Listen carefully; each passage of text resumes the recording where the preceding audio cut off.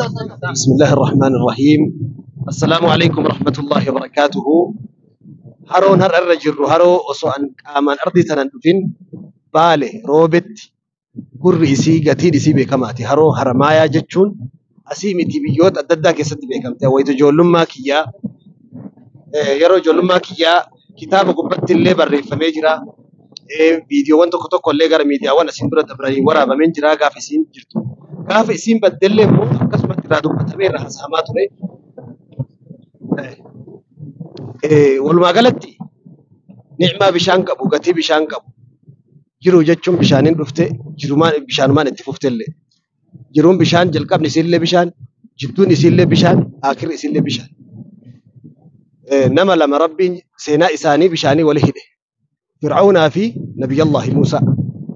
Muusaan bishaanumarra fir'aawnaan bira dhufee bishaanumarra jalaa tare gaafa jalaa tarullee biraa tarullee fir'aawna وهذه الأنهار تجري من تحتي بشان كن نجلا يا أمريكي يا جنان ما قوف تجري فأجراها الله فوق رأسي هيري ربي ما ترى يا سيدنا بشان كن نجلا يا سيدنا نجلا يا جنان ربي ما ترى يا سيدنا بشان نبي الله يوسف في نبي الله موسى لوني والفكيسو جري لا تشوف بشان الدرب من حركتك حركة حاسدة الدرب نبي يوسف حركتك مو حركة رحمة الدرب حركة حادات درب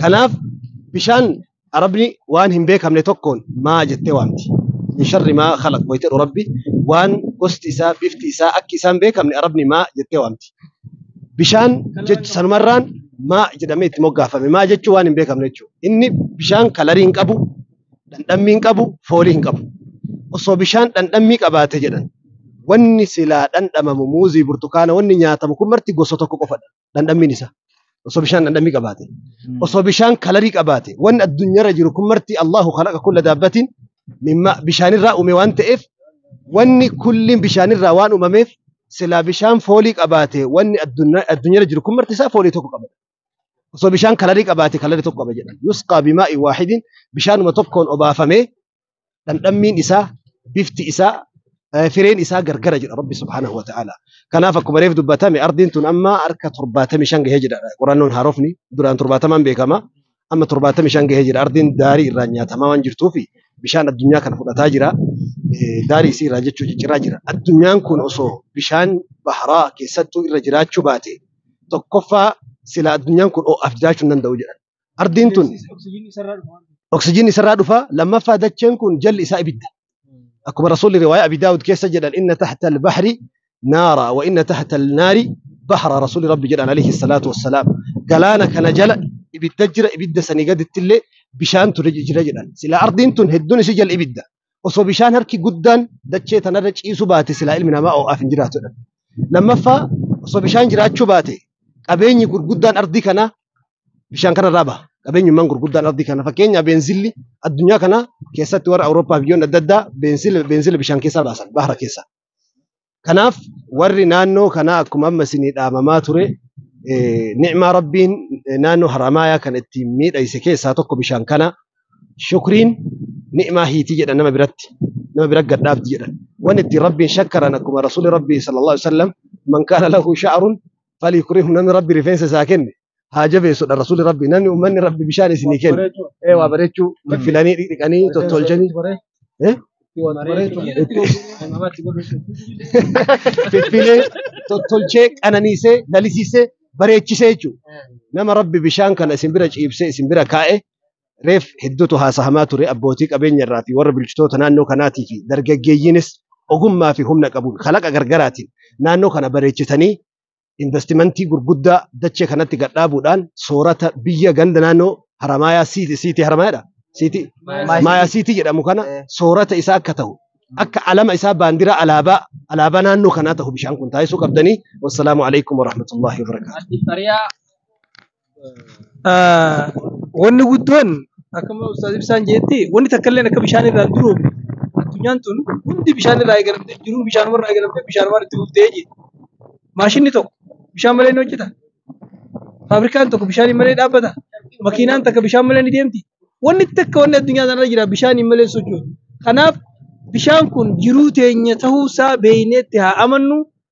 اتهايا دمو اتيادا جتشو بر حاجة اتيادا كان أولها توجه لمن اتيادو جراني أنس إن شاء الله لفتك عشان أنه خنا تهنا خنني تيلا بريدة تقصر الجارين دوني تكلي تماشينا تموتورا في دي تن دقيقة مراسة طرف سنة راحتي طرف سنة بعد إيه نمني ولا كاتنا تاي أسرتي وفي والجي قدي مريحتي أسر نياتي أسر وجدي بري قدار أن دبي كيستي دوني بيشان كيسة ديمني ديبنا بري قدار أنجتو أنا بفكسي تلالة بيبرار رافرنة جيرا مكسي عفنو أما يقلمي سلام مخمان يقلنيتي سبيلا كودني وخاو ناندي متي يقلني خاو مالي خغازا في بنزين عندي متي دبرني إن شاء الله خنا ستي ديمما هندافو متيس أما أكا خينيتي تيري نقوم نفيتي درب دي جاني بشان كينيا خنا كيسا كسي ديمني وفوسانين بشاننني راها غوني سمو تينيا تنا تسغبيسيني ريفريش غوني غلا جرا الحمد لله جنة الحمد لله نموني برالي نكنور الله دا خوتا بشان حرمايا خوتاتي بشاننا اسنين جنة شيخوني براتيس دعاني براتيس هيوني براتيس qabsaa'onni namni bakka biraa jirus waggaa karaa harar deemtan takka harar jigaa deemtan asin mayxanii asitti haara galfattanii bashannantanii sammuu teessan refresh gootanii qurxummii ijaan bishaan keessaa baata nyaatanii kagaltana daraa isin jenna. Salaamu alaykum warahmatullahi salaam laal sheekha takkatanii boodarra jiru bishaan guddaa hangana gahu kan hoggaa walakkaa geessisan beekamaa guddina bishaan kanaa garteemi asiin bar kiiloomeetira 10 gahu maa haramaan universitii dhaabbataasi. Nam tokko Haramaa University motorri dhaquu dandeenyu jiru. Wanti tun amma karatti namaan cabxi jee sodaatami namni itti ol hin deemu. Namni gamanattis walakkaa namni ga'een jiru. Bakka waa adii sossoosan toora kanaa deebine nuti. Achii gad ganaa fagoodha. Qurxummii waa'ee horsiisuutu hin dubbanne. Hin dubbanne waa meeqa? Oomishamtu bar. Oromiyaa guutuu ol geessi barsiisa. Irruma deemuu naasoo jira ammaan irra deemuu qofa. Dooniin mootoraa osoo dhufte amma tanumattuu silaa jirru kun doonii mootoraa bite. Asuma kaan mootora. Jenereetara as keessatti shiddee asiin. Sila hanga feene fagoo taatu sila hanga Haramaa Universitii sanitti deemne gad deebina sila hanga gama sanii baanee deebina. Xiqqii takka qabanii doonii waale horsiisaa qurxummii sanis sirriitti beekaa qurxummiin biyya namaa ni horsiisanii waan nyaattu godhanii fi gosawwan taadii qaalooyite tasuma qurxummii tanaasitti fidanii kasi sila wanna godhanii gaa inshaallah. Islaamummaa badhaatu badhaasa rabbii guddaa Islaamummaa badhaatu badhaasa rabbii guddaa lubbuun teenya diin keenyaaf maaliif hin taane fida khaalafaa ol qabnaa sunnaa nabiyyal hudaa khaalafaa ol qabnaa sunnaa nabiyyal hudaa yaa rabbi yaa allahu yaa khannuu khanne diinee gama kee olee ganii gabrootarra kannaanii nu qaasidiin kanaanii. السلام عليكم ورحمة الله وبركاته. مرحبا أهلا وسهلا جرى جرت دعوتك خير نخبة جمو واي بشاني واحد دو جامع جرى أما سانغا سيرته إنه خانت واحد دو جامع جرى ندور اللي دور وري وليس وري غيرر وري اتزمروا في وري ولا ليس نمني وهي جنة جو هندي واي بشاني واحد دو تجامع جرى نتلي رانتنا الروما ببوسو جرى تا شيخ خير شيخ جمال الرتي إذا نيجي duba dubbii reefu Abdallahi jeesan irraa Abu Fadheetiin ta'uusaatiif saddeebi'a. Bishaan kun arraan tana hoggaa akkana taa'u kana ustaada keenya argitanii amma isin gama sana akka itti bareedu bareedina isaanii himee imalaala. Arraan tana amma lafti tun teenya. Booda immoo investimentii ja'anii lafa tana kadhachuu teessan. Wanni kun bareedinni kun akkatti yotti fufe. Namni tokko amma fooqii takka bakka san ijaaree limaatii takka waan bareedduu takka godhee wanni sun yoo galii bareedduu argate warri Finfinnee asitti gajjiga. Arraan tana waan silaa feenu akka feenu. Masgiidaan lafa tana bareechuu bakka bashannanaa ta namni gizee bishaan kana malee amma waanaalee itti daakan itti godhan sila amma lafa biraa dheete waanaa daakan bakka bashannanaa ta gartee waan laastika kaayyatanii mootornis mootora bareedaa galii magaalaa tana keessa jirtu tana hunda caalaa galii tanaatu bareedduu ta'a bishaan kana galchuu danda'a. Ammoo namni afaan keenya kana hin beekne kabiraa afaan keenya ogaan jiru afaan salaataa kan beekne afaan silaa satriidhaa waan jaan afaan cowraa waan jaan afaan qaanfachuu waan jaa warri hin beekne dhufee itti eegale abbaan fedhe dhorkuu hin danda'u mirga qaba biyya waliin qabna akka fedhetti asirratti muuziqaa gosa fedhe shidee dubra Addis Ababaadhaa haa qofoo bira kute kan sadarkaa qofoo yaa sadarkaa baantii kee kan sadarkaa tut mayaa jaafi wanta wallahi magaalaa Haramayaa tana keessa faxaraan nyaadhaan eegeettee akka bishaan keessaa baate tutmayaa jaa kaayyattee paantii isiitiin hoteela isaanii dheeyxee nyaata nyaattee deebi'e. Haramayaa tana keessa. Yoo intala tana maatu hiite mirga siin jedhanii siin dhiisan. Mirga sana eenyu gube isinii gube naggaadee teenya warra irra dalaguuti jechuudha. Irra bira ta'anii. Maaliif dubbiin daftee nuun galtu nuti obboleessoo gaafa dur baadiyyaa turre uummata keenya qaba. Naggada kanuma warri keenya eegale malee dalagaas kanuma nu dura deemtu malee waa takka waa uumnee dalaguun beenu naggaadonni keenya kan naannoo Haramayaa qofaa miti Awwadaay qofaa miti Hararii fi Dirree Dhawaa naannoon tun warri waa qabdan koottaati invest godha. Bishaan Haramayaa amma abdanne taa'ee jira. Ijoollee xixiqqoo tana achirraa ol dabra naman ja'a. Akka namni tokko guyyaa tokko gisee dhufe ganaa bashannana Haramaayuma jiru gartee akkas godhuu danda'u qaba. Bishaan feesisummaan isaa fayyaa keessatti. Assalamu alaikum warahmatullahi wabarakatuh. Baadiyyaa kaabaa kibba keessaa fala teessanii warri nu daawwachaa jirtan nageenya rabbii isin irratti haa jiraatu. Nullee nageenyi rabbii bishaan keessa jiran irratti haa jiraatu. Rabbiin Nabi Yunus bishaan keessaa nagaan baase egaa nullee nama doonii irra jirra. Nagaan nu haa baasu jenna. Inshaallah. Akkuma sheekonni keenya Sheek Jamaal Aliyyi nu dura haasawanii turan namni namarra dubbii beeku dubbii nama duraa fida waan gariisa dubbachuu qabnu isaanii dubbatee fide numa hafee yoo taate malee dubbiin hin hafne. Bishaan imaan isaa lakkaa'amtee numtuu Rabbiin subhaanahu wa ta'aalaa nu kanallee bishaan irraa uume waan dachii irra deemtu hunda bishaan irraa uume jechuu dandeenya. Nuti bishaaniin jiraanna beeyladaan bishaaniin jiraatti biqiltuun bishaaniin jiraatti. Manneen babbareedaan agartan kun kalafaatii fi fooqiinis bareedaa fi fokkotaanis bishaaniin ijaaraman yoo bishaan hin jiraanne simirtoon fi mana qabattee manan taatu bulukeenni wal qabatee bulukeetan ta'u mukni wal qabatee manan ta'u. Wanni hundi bishaanirraa tolfamtee wanti nuti ittiin jiraannu hundi uffanni nuti uffannu bishaaniin miicama. Yoo salaata barbaanne bishaanii haajamna, waa jaarrachuu barbaannu bishaanii haajamna, dhiqachuu barbaannu akkasii qulqulleeffachuu barbaannu akkasii waa hundaa bishaanitti haajamna jireenyuma keenya guutuufu. Wanti nyaannee ittiin jiraannu illee bishaanumaan tolti. Kanaaf niimaan bishaanii hedduudha. Bishaanummaan kun ammoo gaafa rabbiin si dallane gaafa qixaata ta'utu jira. Gaafa rabbiin si godhe immoo ni'imaadha. Gaafa rabbiin si dallane gara biraa si jijjiire ammas niqmaadha. Alhamdulillah biyya teenya wanti rabbiin badhaaseen bishaanota kana yoo keessa rabbi sodaanne rabbiin ni'imaa kanaataan nu tursiisuutu mala yoo ammoo keessa rabbi sodaachuu baanne niqmaadhaan nu jalaa jijjiiramuutu mala. Niqmaa jechuun azaaba jechuudha. Ni'imaa jechuun qananii jechuudha. Badhaadhina jechuudha. Akkasii afaan ammaatiin jechuudha. Alaa kulli haal wanni jechuu barbaanne magaalaan Haramayaadhaa bishaaniin beekamti kuma isheen keenya jaan bishaan kanaan illee haafamti. Bishaan kun yeroo dheertuudhaaf osuma akkana jiru dhabamee ture rabbiin ammoo guyyaa keessaa nu deebisee akkana bareechee biyya yaa maasha Allah badhaadhinaa wajjin wal fakkaatee yeroon yoo kana gallaalan wallaahi osoo roobni rabbii jiraate akkana bishaan dachi bu'ee ooruun jiitee midhaan meeree maal ta'e badhaadhinni lafa gabbuu jechuu dandeessa. Rabbiin rahmatallee bakka hunda waliin nu haa ga'u rooba kana dhabuudhaan sababa bishaan dhabuutiin biqiltuun hedduun boqqolloo fi bishingaan hedduun hawaasni keenya facaafatee maxxatee kara gogaa deemaa jira. Asumaaniin rabbi kadhachuu fi barbaada. Bishaanuma kana fidee as kaa'e kana rabbi inni qaba. Sababa banii aadam badii dalaguutiin yeroo takka samii qabatee nu qixaatu wanni kas akkasiin harkama. Rabbi rahmatan waa godhu. Bishaan kana akkuma ishee jamarree fi dubbii takkaa yaadan. Yoo dhuguu baate ilmi namaa lagannaa nyaataa godhee ni jiraata. Bishaanii ammoo zaatii 24 dhabee jiraachuu hin danda'u jedhanii turan. Gaaf tokkoon kun dubbiidha harricha tokko obboleessota yaabitee ture. Harrichi hoggaa magaalaa keessa jiru harri wanagee harri bareeda. Hara biyya keenyaatti harree nyaattuu kan farfamu. Magaalaa keessa harreen iyyitee harreetti udaaltota jasanii jira. Gaafa sarreen hedduu qaaliidha. 700 wayittiin bitte. Hoggaan galchee harricha qonkoo dura taa'u biyyatee hoggaa harree bitte. Ammoo harricha akkam bitte jee namuchi deemee ilaala. Akka amma gizee makiinaa bitan namni nama laalu kanatti jechuudha.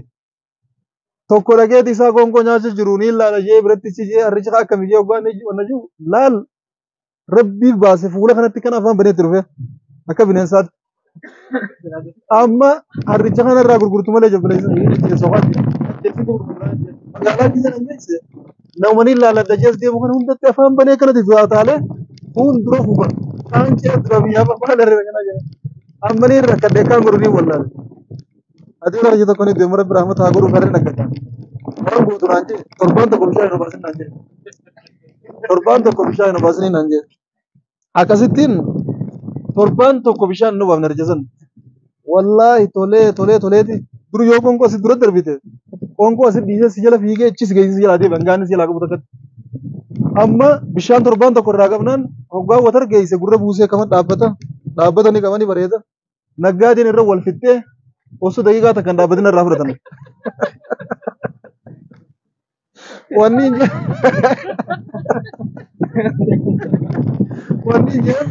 dubbii ishee jabaa sanii gacha beeksee bira harrichi harree nyaatu kan nama nyaatu santu tolee tolee wallaahi siin jee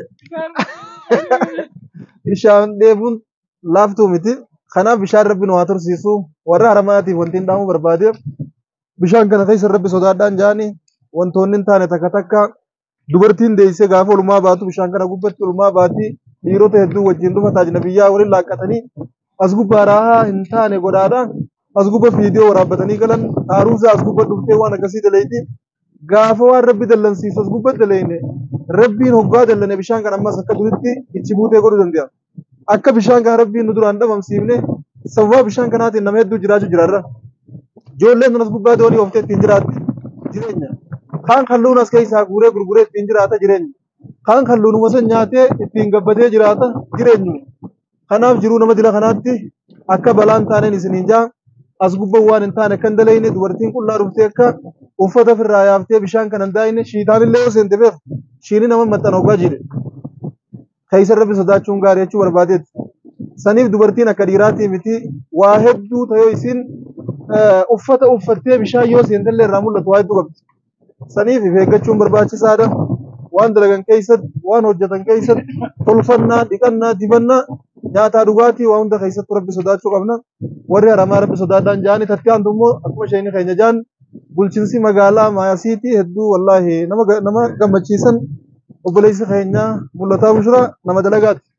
Magaalaa tana hedduu jijjiiran, hedduu bareechan akkasumatti obboleettiin keenya underground dabalata isaanii dhuftee jirti. Isaa duraanuu sanii hamma nama cinatti argatan. Garuu magaalaa tananii boonsanni bareechan jennee abdanna. Naannoo kanatti akkuma isheen jaansan waan babbareedduu ijaaranii magaalaa tana akka namni alaala irraa dhufee daawwatu.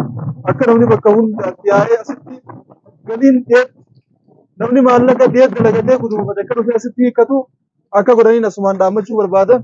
Magaalaan takka galii roguma hundaanuu haa ta'u isiiseen too qabaatanii guddatti. Kanaaf gaabaraa waan rabbiin nu badhaasa keessaa bishaan guddaa kana qabna. Bishaan kana keessaa waan nyaatamu hedduu qabna. Kanaaf wanni kun akka kunuunfamee hoteellan babbareedaan sadarkaa eeggate yeroo ammaatti wajjin wal fakkaatu kan naannoo kana ijaaraman asumaan dhaammataa kalaquu barbaada. Wassalaamu alaikum. Dhageeffadhu gurii gurraa fudhadhu egaa harti maayaa goydee egaa harti maayaa goydee garba guddaa namanu hangam fedhetu lamuutu dagarbuu namanu egaa harti maayaa goydee garba guddaa namanu hanga fedhenaa kobluu sanga fedhenaa atoluu yaa kunoo hotte duudaan amanu maasha Allah obboleeyyan kiyya gaa arra alhamdulillah bakka tana jirraa ergaa jajjabduu ergaa dabarfamuu qaban sheeyni keenyaa fi akkasuma ustaazan keenya baay'ee dabarsanii jiranii wanni jechuu barbaade arra bishaan kun bishaan keenya arra keessanii bishaan kun yoommoo bishaan kun arraan tana dabalamaa deemu jira guddataa deemu jira bishaan kana yoo nuti arra irra dalaguu dhabne yoo nuti gartee waan kana arraan tana irratti hojjechuu baannee bishaan kana wajjin muuxannoo guddisuu baanne bishaan keenya kana boru nama kadhachuu mudan yaa jamaa arra bishaan keenya kun keessan dooni gartee tana fakkaattu kana kanumaanii gartee ammata hanga irra jiraannu kanumaa itti fayyadamnu yoo ta'e kan danda'an yaa muraasa booda ammata muraasa booda bishaan kun kanamaa ta'uu ta'a jechuudha kadhachuu mudan waan kana ta'e jecha abbootiin qabeenya irra dalagaa akkasuma qaamni gartee mootummaa qaamni dhimmi ilaalu bishaan kana haa jabeeffannu tokko gama misoomaati lama gama gartee waan dilii badii bakka tana dalagamu irraa eeguutiin ni'maa tana rabbii akka rabbiin keenya nurra tursiisu akka rabbiin gartee nuuf dabalu wamaa bikum min ni'matin famin Allah rabbi subhanahu wa ta'ala karaja ni'maa gartee yoo nifi gartee la in shakartum la azidannakum yoo nifi rabbii keessan galatoonfattan rabbiin ittiin dabalaa jira kanaaf akka nuuf dabalu wanni kun keenya hawalooti kagartee qaama hunda ka islaama hundaati kagartee nama gartee biyya tana himatuu fi nama biyya tana ziyaarullee hundi keessan jechuudha waan kana ta'eefuu waan kana ni'maa tana irraa tursiifnu jaa gama kiyyaan gaa ergaan kee kana fakkaata. Assalaamu alaikum wa rahmatullahi wa barakatuh.